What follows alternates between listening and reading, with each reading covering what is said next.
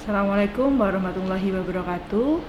Alhamdulillah hari ini kita bisa bertemu walaupun menggunakan virtual di acara technical meeting di mata praktikum perilaku konsumen. Di sini saya bersama Ibu Nastiti, Sri Nastiti Andarini sebagai koordinator di mata praktikum perilaku konsumen dan saya Vi Ajeng Purnama Putri. Untuk kegiatan praktikum perilaku konsumen ada beberapa instruktur di mata praktikum perilaku konsumen. Yang pertama ada Bapak Dr. Rahmat Dwi Jatmiko, yang kedua ada Bapak Dr. Widayat, yang ketiga ada Bapak Dr. Rahmat Wijaya, yang keempat ada Bapak Dr. Eko Handayanto, yang kelima ada Bapak Dr. Marsudi, yang keenam ada Bapak Dr. Andes Nur Aziz, ada Bapak Dr. Andes Diki Wisnu, ada Ibu Sri Nastiti, ada Bapak Ardik Praharjo, ada Ibu Kardina Yuda, dan ada saya Vi Ajeng Purnama Putri. Untuk mata praktikum perilaku konsumen diharapkan mahasiswa mempunyai kemampuan akhir yang diharapkan gitu ya, mahasiswa mampu merumuskan strategi pemasaran yang terkait dengan segmen pasar dan jenis produk serta mampu mengimplementasikan bauran pemasaran sesuai dengan target sasaran dan positioning. Seperti itu untuk kemampuan akhir yang diharapkan di mata praktikum perilaku konsumen ini. Nah, untuk kegiatan praktikum perilaku konsumen ini itu ada beberapa aspek penilaian. Salah satunya yaitu adalah kehadiran. Kehadiran di sini memiliki bobot 10%. Indikatornya adalah kehadiran dan keterlibatan praktikan. Jadi kehadiran praktikan dalam mengikuti kegiatan setiap pertemuannya itu. Yang kedua adalah partisipasi. Partisipasi di sini bobotnya 25%. Nah, di sini untuk indikator partisipasi itu adalah kemampuan bertanya secara kritis dan analitis. Jadi, adik-adik dalam kegiatan praktikum di sini harus berperan aktif gitu ya. Jadi, partisipasi di sini bobotnya 25%. Harus bertanya secara kritis dan analitis. Nanti ada presentasi, ada diskusi dan tanya jawab seperti itu. Nah, yang ketiga adalah kerjasama tim, karena di praktikum perilaku konsumen nanti dibagi menjadi beberapa kelompok sehingga adik-adik bisa mengerjakan tugasnya sesuai dengan kelompok dan kasus yang dibagi setiap kelompoknya. Nah, di sini bobotnya adalah 15%. Di sini untuk indikator dari kerjasama tim itu adalah kemampuan bekerja sama dalam menyelesaikan tugas, konsultasi, presentasi, dan menyusun laporan. Jadi di kegiatan praktikum ini kerjasama antar tim itu juga ada prosentase nilainya, ada proses konsultasi disepakati dengan instrukturnya, konsultasinya, terus presentasi. Nah, di presentasi ini tadi ada diskusi, ada tanya jawab, sehingga ada penilaian tentang partisipasi di poin kedua tadi. Dan yang terakhir, setelah praktikum selesai, adik-adik diminta untuk menyusun laporan sesuai dengan format yang ada di laboratorium manajemen. Yang keempat adalah presentasi ya. Presentasi itu adalah memiliki 30% bobotnya. Jadi dalam presentasi ini ada beberapa indikator, yaitu yang pertama adalah PowerPoint yang menarik. Jadi dalam menyampaikan presentasi di sini ada PowerPoint-nya. PowerPoint-nya dibuat semenarik mungkin sehingga pembaca itu tertarik gitu ya, dengan melihat PowerPoint-nya itu sudah bisa memahami poin-poin yang ada di kasus yang dijelaskan oleh kelompok yang presentasi. Yang kedua adalah kemampuan menyampaikan materi. Yang ketiga adalah kelengkapan bahan dan isi presentasi. Jadi bahan presentasi di situ harus lengkap sesuai dengan kasus yang dibagi sebelumnya. Jadi nanti misalkan dari satu kelas itu ada 6 kelompok, nanti ada beberapa kasus dibagi, per kelompok itu mendapatkan kasus sesuai dengan pembagian.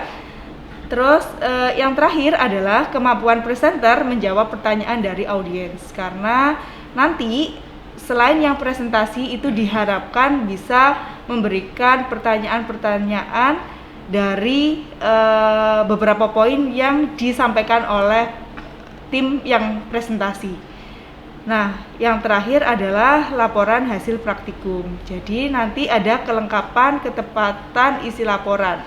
Ada kesesuaian dengan sistematika yang ditentukan. Jadi ketika kalian itu mengumpulkan hasil dari praktikum itu harus sesuai dengan sistematika yang sudah ditentukan itu seperti apa.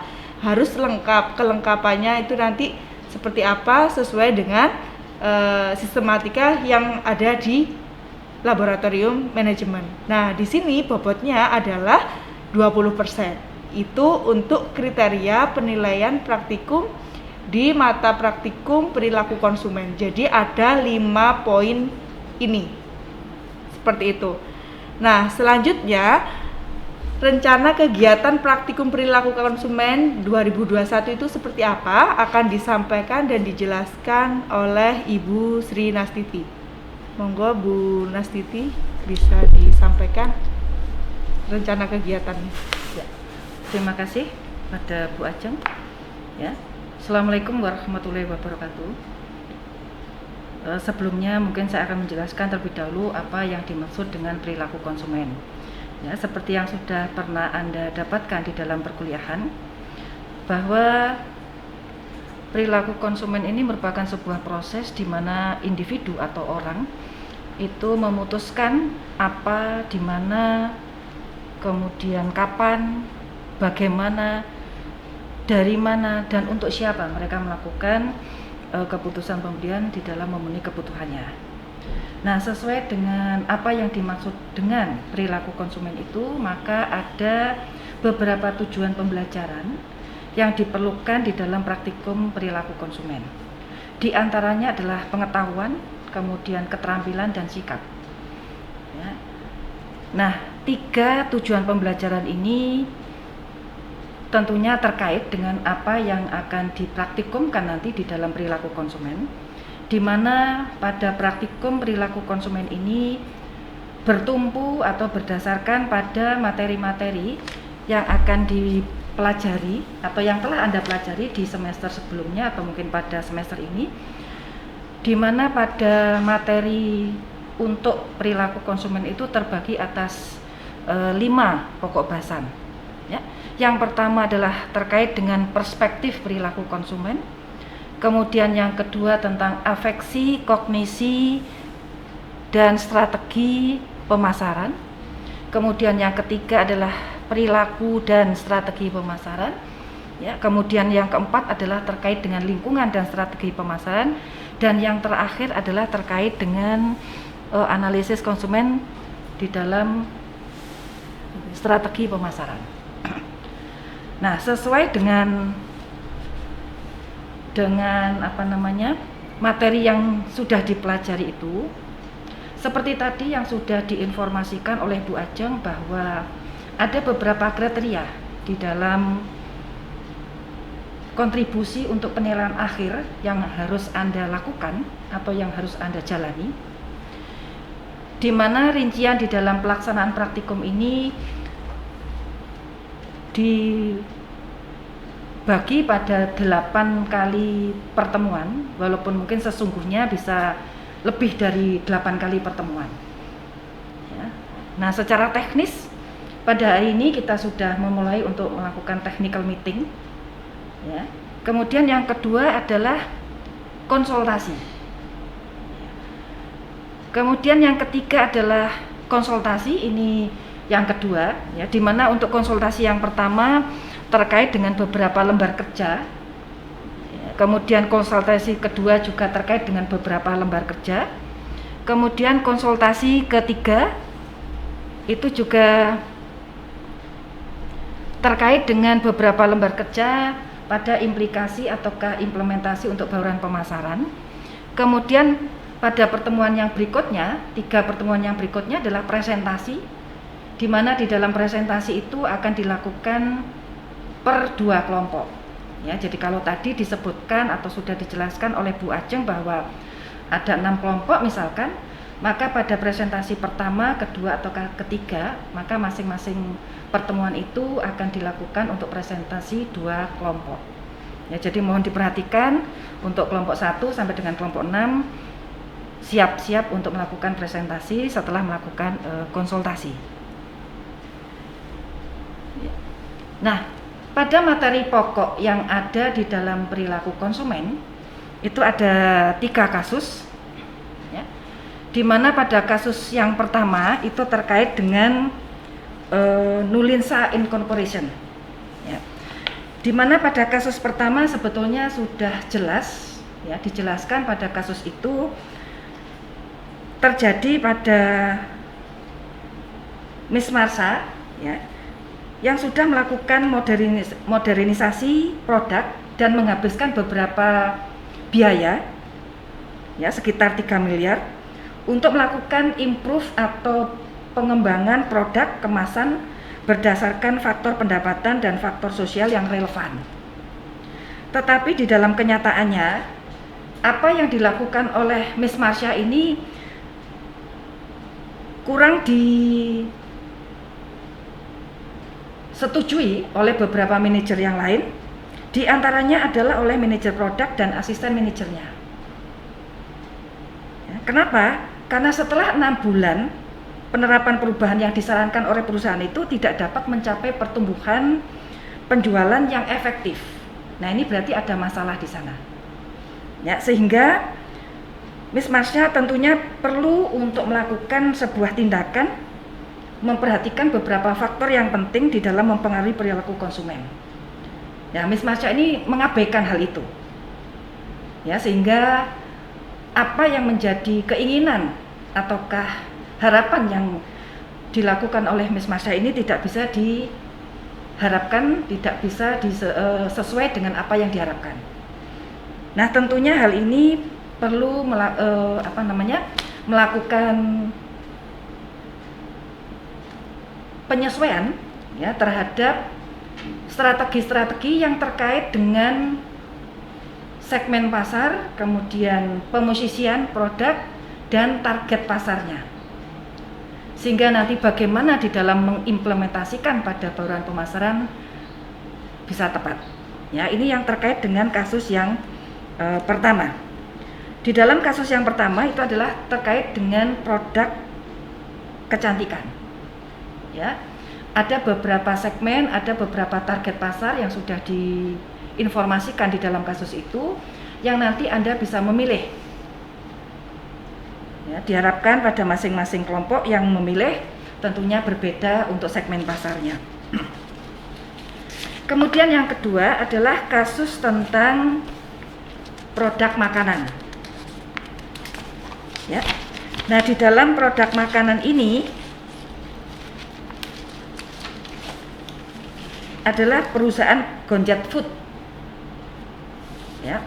Merupakan sebuah perusahaan yang beroperasi di industri makanan, ingin merumuskan strategi pemasaran yang efektif dan menarik yang konsumennya sadar akan kesehatan. Nah, terkait dengan itu, maka perusahaan melakukan sebuah penelitian atau sebuah survei untuk mengumpulkan informasi tentang kebiasaan makanan dan sikap konsumen terhadap berbagai jenis makanan. Nah, dari survei itu diperoleh 3 kategori. Ya, jadi ada konsumen lama, kemudian ada konsumen muda, ada konsumen usia menengah, dan seterusnya. Di mana di dalam kasus ini juga dirinci secara jelas apa saja 3 kategori pada target pasar tersebut. Seperti halnya pada kasus 1, maka 2 kelompok diantaranya diharapkan untuk melakukan pemilihan pada target pasar sesuai dengan kesepakatan pada anggota masing-masing kelompok. Ya, di sini juga sudah disebutkan beberapa target pasar yang sedikit berbeda dengan tadi yang saya sebutkan, yang diperjelas ya berdasarkan konsumen lama, muda, ataukah usia menengah. Ya. Kemudian kasus yang ketiga itu adalah terkait dengan transportasi. Di sini dicontohkan pada kasus 3 adalah pada produk Vespa atau motor skuter, ya, di mana di dalam strategi pemasaran dan periklanan yang dilakukan oleh Vespa diharapkan untuk membangun keunikan. Strategi distribusinya tentunya lebih dari itu, tidak hanya sekedar keunikan yang diinformasikan, tetapi ada hal-hal lain yang perlu Anda ketahui. Ya. Nah, di kasus 3 yaitu tentang transportasi, informasi itu bisa Anda gali. Ya. Nah, dari kasus 1, 2, dan 3 ini ya, secara umum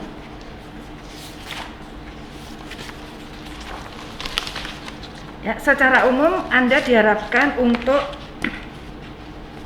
membantu baik itu pada kasus 1, kasus 2, ataukah kasus 3 merumuskan strategi pemasaran ya, yang terkait dengan segmentasinya, kemudian pemosisiannya, kemudian targetnya ya, di mana dari STP ini nanti bisa diterapkan pada bauran pemasaran yang baru, sehingga ada beberapa lembar kerja sesuai dengan informasi yang sudah disampaikan oleh Bu Ajeng tadi ya, bahwa tujuan pembelajaran ini adalah agar mahasiswa mampu untuk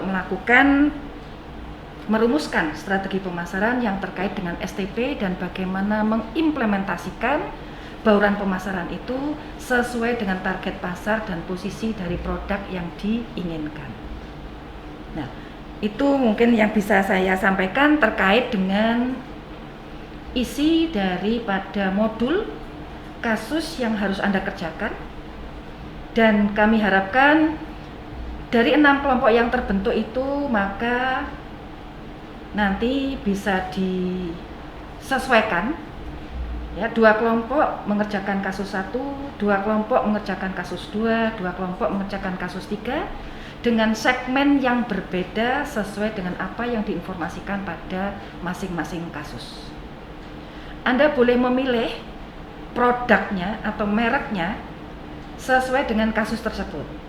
Jadi misalkan pada kasus 1 adalah terkait dengan kecantikan. Nah, merek apa yang bisa Anda lakukan untuk mengerjakan lembar kerja ke lembar kerja yang ada di kasus tersebut. Demikian pula pada kasus 2 dan kasus 3. Ya, jadi ini hanyalah gambaran secara umum. Pada kasus 1 tentang kecantikan, pada kasus 2 tentang produk makanan, dan pada kasus 3 adalah tentang transportasi, khususnya pada roda 2. Terima kasih. Saya akhiri, mungkin begitu Bu Ajeng. Kalau ada tambahan monggo silahkan ditambahkan. Assalamualaikum warahmatullahi wabarakatuh. Terima kasih Bu Nastivi. Jadi adik-adik di sini dalam satu kelas terbagi menjadi 6 kelompok dengan 3 kasus. Jadi nanti setiap kelompok itu mengerjakan 1 kasus saja. Tetapi dari 6 kelompok itu 2 kelompok itu mengerjakan kasus 1, 2 kelompok mengerjakan kasus 2, dan 2 kelompok mengerjakan kasus 3. Seperti itu. Jadi setiap kasus dikerjakan oleh 2 kelompok. Tetapi kelompoknya masing-masing gitu ya. Bukan 2 kelompok mengerjakan bersama, tetapi 1 kelompok mengerjakan 1 kasus 1 dan kelompok yang lain juga kasus 1. Semacam itu. Baik, terima kasih untuk technical meeting hari ini. Ini gambaran bagaimana pengerjaan kasus-kasus yang ada di modul di mata praktikum perilaku konsumen.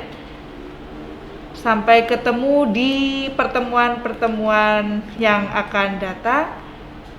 Terima kasih. Kami akhiri. Wassalamualaikum warahmatullahi wabarakatuh.